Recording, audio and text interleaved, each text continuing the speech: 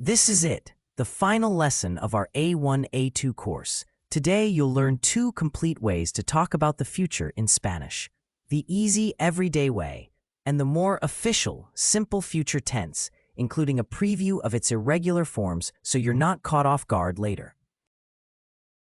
And stick around until the end of this video, because I have something special for everyone who's been following this course. I think you're really going to want this one. Hi, I'm Andres. Welcome back to our Spanish Grammar for Beginners A1, A2 course. This is Lesson 13. The easiest and most common way to talk about the future is the same structure English uses, going to. Ir, conjugated, plus a infinitive. Voy a estudiar esta noche. I'm going to study tonight. Vas a comer algo más tarde. You're going to eat something later. Va a llover mañana. It's going to rain tomorrow. Vamos a viajar el próximo mes. We're going to travel next month. This structure is extremely common in everyday spoken Spanish, probably more common than the simple future tense for casual conversation. There's also a simple future tense formed by adding endings directly to the full infinitive. This is different from other tenses, where you usually remove the ending first. Hablar es hablaré, hablarás, hablará, hablaremos, hablaréis, hablarán. Comer, comerá, comerá, comeremos, comeréis, comerán. Vivir, viviré, vivirá, viviremos, viviréis, vivirán. Notice the endings are exactly the same across all 3 verb groups. This is one of the easier tenses to learn, precisely because there's no need to distinguish between AR, ER, and IR. A handful of common verbs have an irregular stem in the future tense, although they keep the same regular endings. Here's a preview of the most common ones, so you recognize them when you hear them. Tener, tendré, tendrás, tendrá. Hacer, haré, harás, hará. Poder, podré, podrás, podrá. Decir, diré, dirás, dirá. Ir, iré, irás.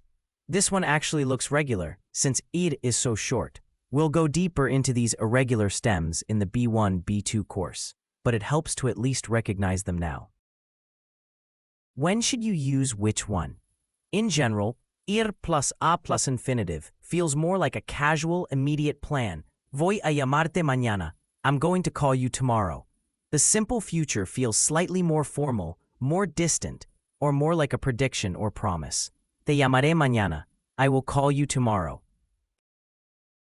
In everyday speech, especially in Latin America, ir plus infinitivo is used far more often than the simple future. So don't worry if the simple future feels less natural to produce at first. Just focus on recognizing it when you hear or read it.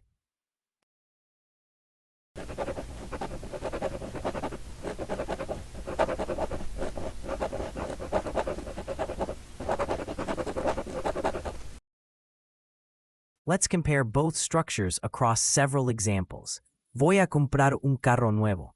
I'm going to buy a new car. Casual plan. Compraré un carro nuevo el próximo año. I will buy a new car next year. More formal statement. Van a viajar a Europa en junio.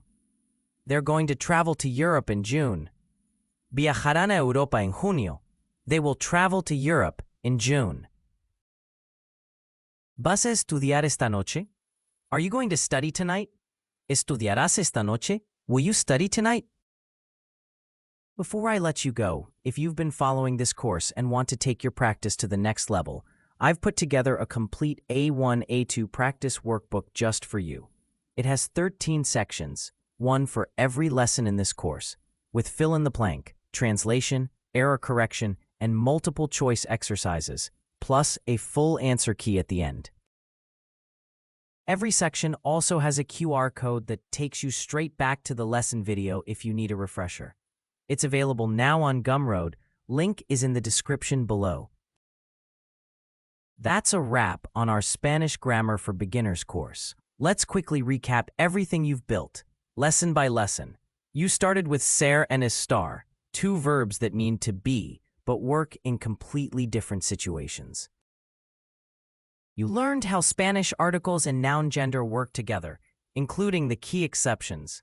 You mastered regular verb conjugation across all 3 groups, plus 6 of the most important irregular verbs in the language.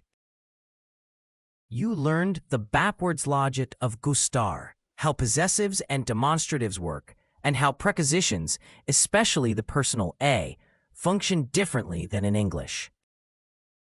You took on the legendary podr versus para with 5 solid rules. And finally, you learned 2 ways to talk about the past, the present perfect and the simple preterite, and 2 ways to talk about the future.